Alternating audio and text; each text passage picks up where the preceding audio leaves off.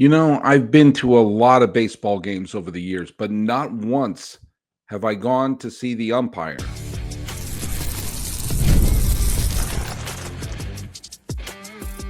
You are Locked On MLB, your daily MLB podcast, part of the Locked On Podcast Network, your team every day. Hello, baseball fans. Welcome to Locked On MLB, part of the Locked On Podcast Network, where it's your team every day. This is the daily podcast. We talk about all of Major League Baseball. I am your host, Paul Francis Sullivan. Please call me Sully. Follow us at Locked On MLB Pods on Twitter or whatever they're calling it these days. And on Instagram, I'm your pal Sully. I'm at Sully Baseball Podcast on Instagram. But the best way to get a hold of me is right here on the YouTube channel. And if you are posting something on social media addressed to us, may I suggest you use that hashtag #EverydaySully. Why? Well, it helps me find those comments. It helps me pan for the gold that's out there. This episode is brought to you by Monarch Money. Take control of your finances with Monarch Money. Use code LOCKEDONMLB at monarchmoney.com for 50% off your first year. I want to talk to you about something. I've been doing some form of baseball chattery for about a decade and a half now. And back when I used to make the Sully Baseball videos, and go check out Sully Baseball video channel. I've made a bunch of them in the early 2010s. I talked a lot about ways that we can kind of fix umpiring. Now, back then, there was no instant replay rule. We didn't have instant replay yet. And it drove me batty that we didn't have instant replay. It made no sense that we didn't have instant replay. And shortly after I did the video, Major League Baseball did institute instant replay rules, and I'd like to take credit for that. Now, it was a little awkward at first. I don't know if you remember, all the umpires had to leave the stadium and like go underneath and watch something, and it came back, but they wound up fixing it. Eventually, it's gotten better. I have some ideas of how to improve it. I also talked about at the time, it was kind of a brand new thing that they were doing on TBS, which was to have the strike zone seen live, and you could see whether or not the ball went through the strike zone. And I did a whole show about I had no clue why baseball fans are cool with the idea of umpires having different interpretations of the strike zone. It made absolutely no sense to me. It didn't make sense to me then. It didn't make sense to me now. And I pointed out back then, it must have been 2011.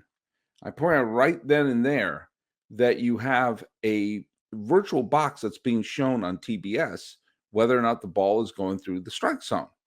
And I said back then, in 2011, a good 14 years ago, I said, why aren't we using that? Why isn't that the strike zone? Why isn't that what we use for, calling our balls and strikes and everything like that? And I got some pushback from that. And I also had some people saying that I need to worry about the human element in baseball and everything like that. And part of the human element in baseball is having umpires have their interpretations and arguing and everything like that. And it's interesting. This year has seen a bunch of big time ump show moments. You know what an ump show is when a call from the umpire or an ejection or something takes over the game, takes over the narrative of the game, takes over what is happening in the game. And I got to be honest with you, I am not a fan of knowing the name of any of the umpires. A great umpire is someone who you don't ever think about existing. And I know that's harsh, especially if you're an umpire. But the fact of the matter is, we don't pay money to see umpires. And the human element should be for the players. Can the pitcher throw a strike? Can the batter get a hit? Can the fielder make a play? Can Aaron Judge not drop a ball in the middle of a World Series game? These are things that people worry about. And those are the human elements. But once the pitch is thrown or the throw is made or the batter swings and hits the ball, well, that should be not interpreted by a judge. That should be, or not Aaron, but like by an official. The official should call whether or not something happened or not. And if their call is correct, great. And if it's not, it should be corrected. We should use the technology that we have. But we've seen things like we saw Bob Melvin recently being thrown out of the game when he's arguing balls and strikes that game in Detroit. We saw the what happened with Walker Buehler earlier this year, and then there was the humiliating situation where this happened at the game in Sacramento, and of course, everything embarrassing is happening in Sacramento. But there was a moment when it was Miguel Andujar was called out, and there's some terrible balls and strikes calls going up against Andujar of Oakland. And Kotze, the manager of the A's, argued and was thrown out. And because they play at a minor league baseball park, the clubhouse is in like straightaway center field. So normally when a manager gets a heave-ho, they walk into the dugout and into the clubhouse. But because the Sacramento A's are playing in a minor league ballpark, the clubhouse is in another place. They practically have to take an Uber there. So he gets ejected and has to take the long walk of shame to center field. But that was another case of the umpire being a big part of the narrative of the game. And I'm not a fan of that. I never have. And I think we need to have a couple of, let's just say an honest discussion about ump shows and about the way that an umpire can take control of the game. And I think we need to make a couple of what I think are minor tweaks to what an umpire does and how they handle themselves on the field. And we will have fewer instances where the umpire takes control of the game. That will still allow us to have umpires employed and being part of the game and being a big part of the flow of the game, but constantly putting ourselves in a situation where calls are called correctly, the flow of the game is not stopped by arguing, and instant replay can be instituted in a time-efficient manner. Did you ever check your bank account and wonder, where did all my money go? Between dining out, online shopping, and subscriptions you forgot about, it's easy to lose track. That's where Monarch Money comes in. It's your personal CFO, giving you full visibility and control over your finances. Monarch Money isn't just a budgeting app. It's a complete financial command center. You can track all your accounts, investments, and spending in one place. So you stop just managing your money and you start building wealth. When I started using Monarch, I realized there was a lot of subscriptions I didn't realize I was still paying for. And I checked out the deliveries I was having and some of the other things I was subscribing to and paying for. Now I budget smarter and I save more. Instead of juggling multiple apps, I can use Monarch to check my finances, track spending, even plan long-term goals. Managing money with your partner or spouse, that's smoother than ever. You can track shared and personal accounts, set goals, and stay on the same page without the stress. So take control of your finances with Monarch Money. Use code LOCKEDONMLB at monarchmoney.com for 50% off your first year. That's monarchmoney.com. Code LOCKEDONMLB for half off your first year.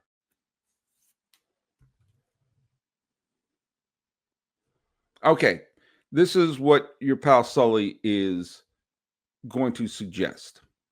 Now, I mentioned this earlier, that my love for the virtual strike zone back in 2011 really impressed me. So, wait, those pitches are hitting the strike zone. Why aren't they using that? Yeah, that's what we do. Universal strike zone. It's the virtual strike zone you see. You see it live. You see the little box there. The ball goes in. If it hits the strike zone, it's a strike. We can see it instantaneously. And they could even call it over the loudspeaker or whatever. Strike one, strike two. That's how we do our strikes now. I don't want to hear anything about, this umpire calls the wide strike. Oh, this umpire doesn't really call the high strike. See what? Their strike zone is really inconsistent right now. And it will do away with framing, which is the catcher like basically taking the ball and pulling it back into the strike zone. Nope. I want strikes. If a pitcher throws a strike, I want it called a strike. If a pitcher doesn't throw a strike, I want it called a ball. That little thing that made me sound like I was reading a nursery rhyme should be, I don't know, the least controversial thing I've ever said on this podcast. And it ends the whole nonsense of, well, he's a veteran, so he's going to get that call. If you're a pitcher, I don't care if you are Jacob deGrom, Tarek Skubal, or someone who was just called up from, I almost said Pawtucket, Worcester, and pitching your first major league game. Or if you're an infielder pitching in the ninth inning of a 19-0 game. If you throw it into the strike zone, that's a strike. If you're a great hitter, if you're, let's say, a Luis Arraez, which I know somebody, he's actually, he didn't have the best FOR. I'm talking about someone with a good eye and ability to make contact with his swings. Okay, Arraez, all right, Ohtani, whomever you want to say, Judge. If you're someone who has a great eye and a high batting average and everything like that, and you take a pitch and it's in the strike zone, the umpire shouldn't be thinking something like, well, they're a great hitter, so, we're going to give them that. No, a strike is a strike. And a strike is always in that box. And yes, I know some people are, taller than others, and it may not be fair that Aaron Judge has the same strike zone as Jose Altuve, but you know what? Hit that box. Hit the box and it's a strike. And one thing that will do, I think, is ending a lot of the arguments that happen, ending a lot of the debates that happen, ending a lot of the things that I personally don't find entertaining. I don't find it entertaining that there's an interpretation of the strike zone any more than a football fan would find it entertaining that I say, well, you know what? It's only a touchdown if you catch it in the middle of the end zone. I don't call the sides. No.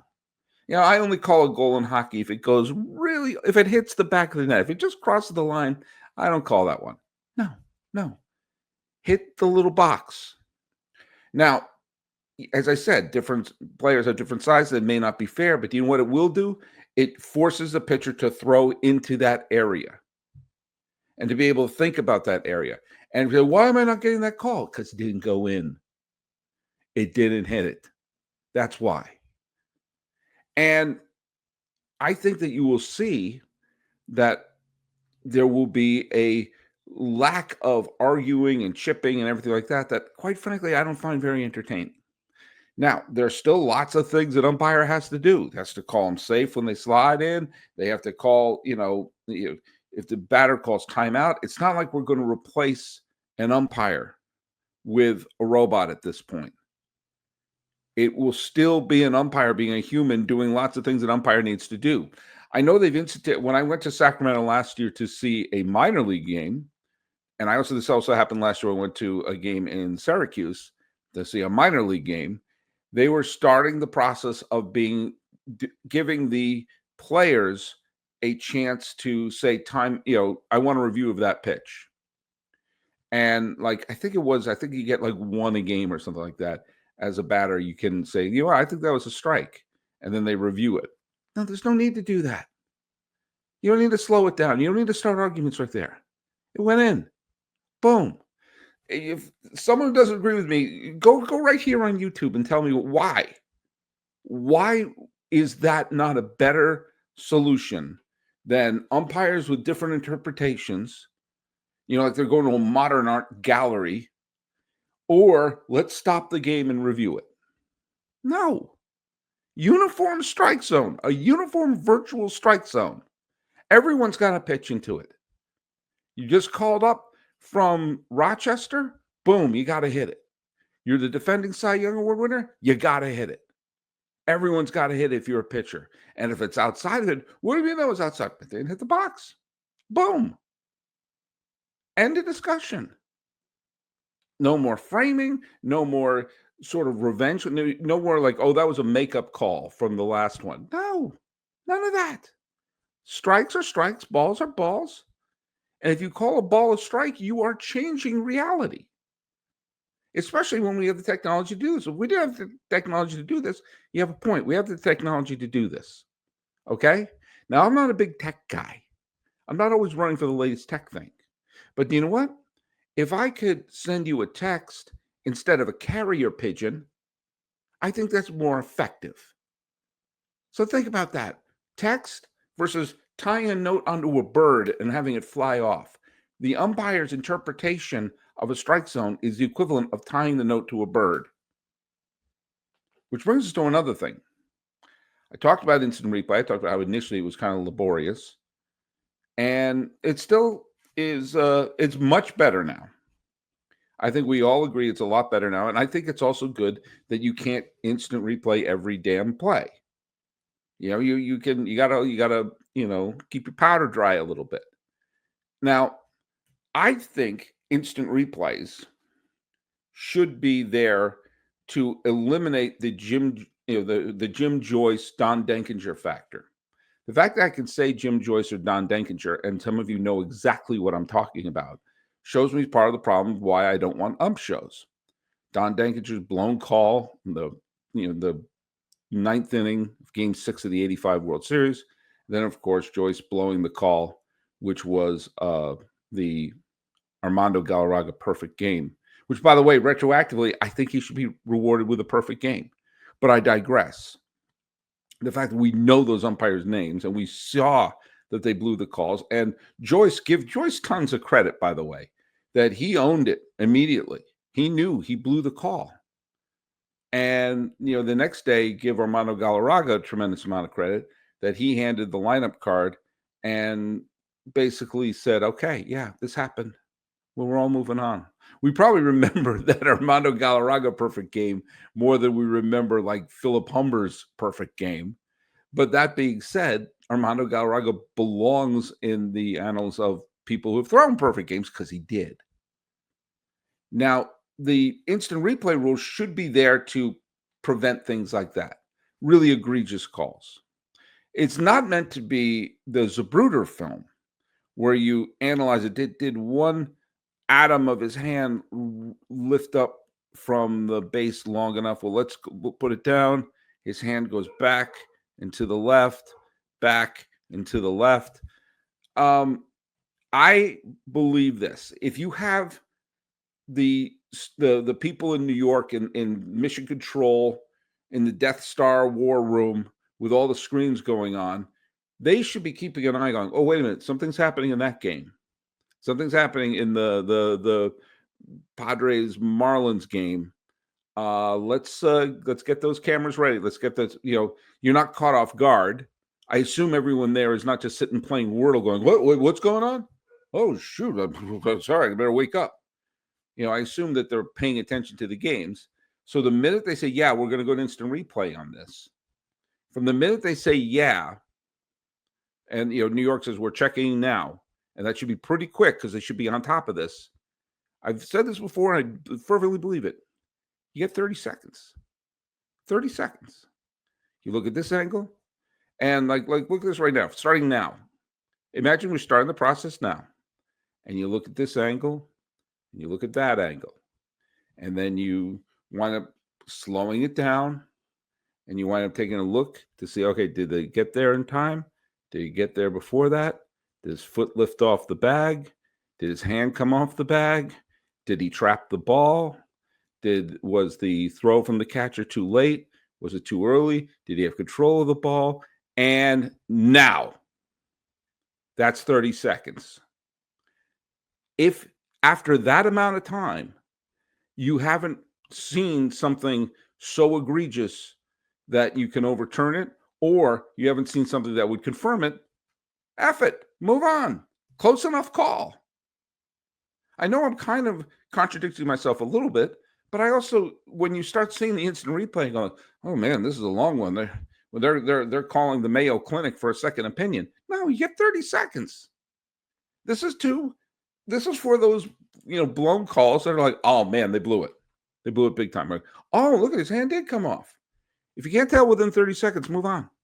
Move on. That's what you got. And notice what I just did. That's enough time if they're ready to go to say, okay, after 30 seconds, we can't, there's not enough to overturn it. Boom. Now, this one's a big one for me. And this one, Melvin got ejected last week, or maybe it was 2 weeks ago, in that game against Detroit. This is something that I fervently believe needs to be instituted. No ejecting players who have not come onto the field of play. Now, I'll make a couple of minor adjustments to this, but when someone's yelling something from the bench, they are not stopping the game of play. They are not stopping the flow of the game. I have thick skin. I did stand-up comedy for a long time. I teach special education kids now. I have heard stuff thrown at me, yelled at me. I have bite marks right there from some of the kids I've had to work with. Okay. You sometimes have to deal with stuff. And if you're an umpire, one of the things you have to deal with is people yelling stuff at you. Remember that shot of, it was a game, I don't remember what, it was a couple of years ago, I think, when Aaron Boone was ejected from a game, when the umpire says, one more word from you, I'm throwing you out. And Aaron Boone said, okay. And you could see a guy just above the dugout yelled something at the umpire. And you saw Aaron Boone didn't say a word, and the ump threw out Aaron Boone. When it was obvious it was just something a guy yelled from, a fan yelled. Well, that's ridiculous. If you're on the bench and you're yelling stuff to an umpire, I'm sorry, there's a certain amount the umpire is going to have to take. There's a certain amount of abuse the umpire is going to have to take from the bench. Okay?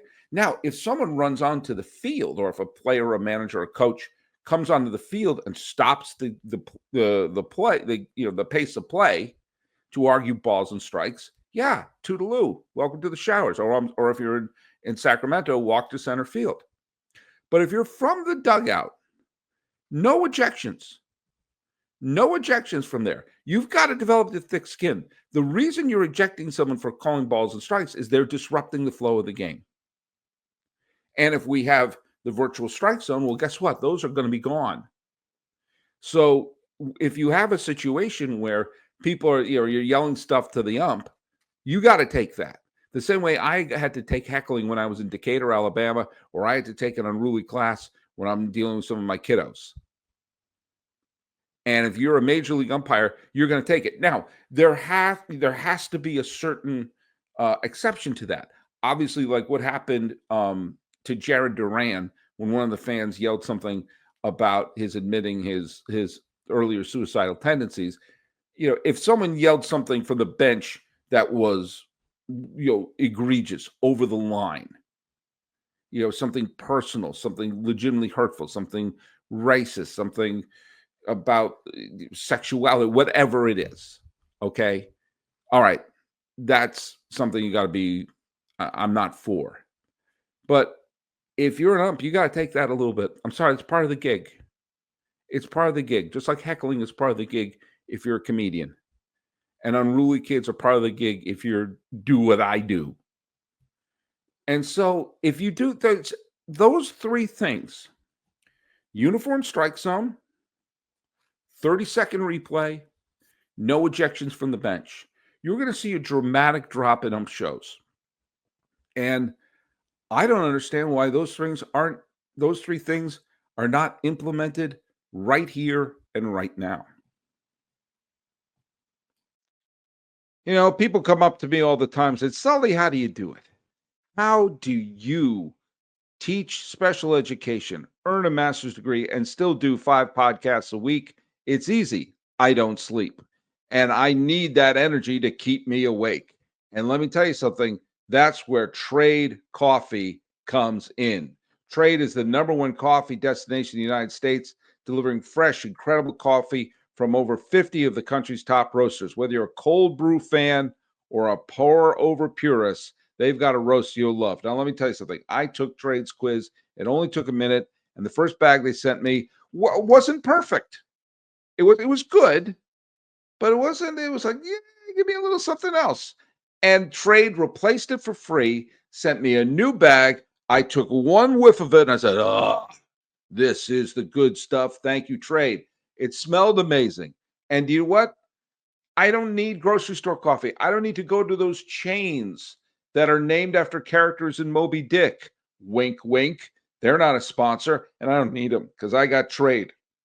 The prices are comparable to grocery store brands and a lot less than going to the coffee shop. And the flavor is on a brand new level. So right now, Trade is exclusively offering our customers 50% off your 1-month trial at drinktrade.com/lockedonmlb. That's drinktrade.com/lockedonmlb for 50% off your 1-month trial. drinktrade.com/lockedonmlb.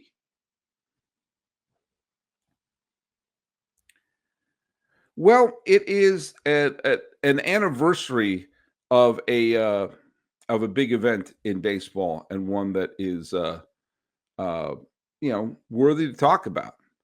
And it was on this day. I like to go to on this day in baseball. And it's a fun place for me to land, because sometimes I find some stuff, and I'm always trying to learn something about the history of our game and everything like that. It was on this day in 1920 that Babe Ruth became the all-time home run king. And it was on this day that he got his 121st home run, which at the time put him on top of the mountain. That was it. And of course, he wound up hitting a good, nearly 600 more home runs at the time, and kind of rewrote what we even would expect from a home run hitter. I mean, like right now, the idea of 120 some odd home runs being the all-time home run king, that's like 2 Aaron Judge seasons. But that was what Babe Ruth did, and rewrote how we thought about baseball and what certain statistics even mean. And I'd mentioned this person before, but it's worth doing again. It was Roger Connor, a native of Waterbury, Connecticut. I'm also a native of Connecticut.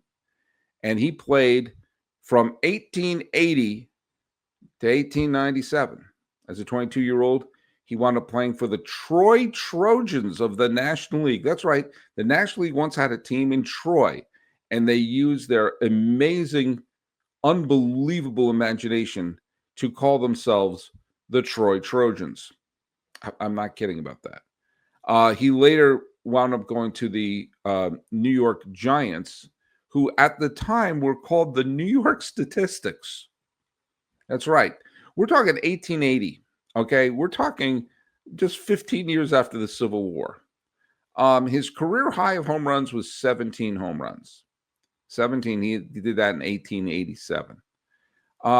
He once drove in 130 runs with 13 home runs, and he had a career OPS of 883. He played 18 years, 17 years with the National League, and 1 year with the Players League. For those of you who don't know who the Players League was, for one season, a league that was formed by players to have more freedom, including free agency, was formed to take on the National League. And they existed for only 1 year, only one darn year.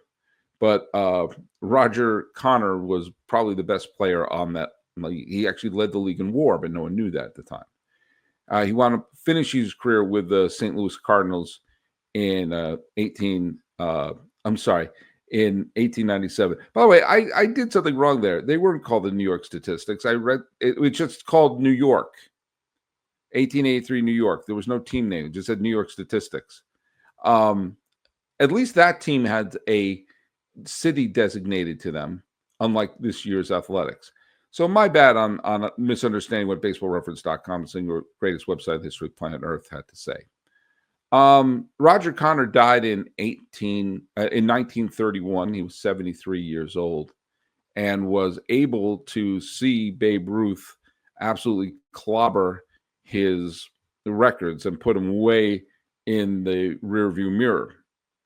Now, in 1976, he was placed in the Hall of Fame with a Veterans Committee vote, along with Freddie Lindstrom, who was another New York Giant and played on several of the great teams led by John McGraw. And oh yeah, Cal Hubbard, an umpire. So, but the legacy of Roger Connor is that of he played in a different time, and he played for some teams that won some of the early championship series before the invention of the World Series, before even the implementation of the American League. But on this day, back in 1920, Roger Connor had to relinquish his crown of the all-time home run king, and did so to Babe Ruth. And I think it's safe to say that's not a bad person to give up your crown to. But as this was the day that he was passed, I figured, you know what? He's worth a salute right here on the Locked On Podcast Network. Hey, speaking of all that, I want to say thanks so much for making Locked On MLB your first listen. Your second listen, keep it right here for Locked On MLB Game Night. Every game, every night, all season long, get local analysis on a national scale. Find MLB Game Night right here on the Locked On MLB YouTube channel and wherever you get your podcasts. Talking about the ways that maybe ump shows can fade out where they belong and do so in a way that keeps up the human element of the players and keeps fewer players getting ejected. This has been Locked On MLB. I am your host, Paul Francis Sullivan. Please call me Sully.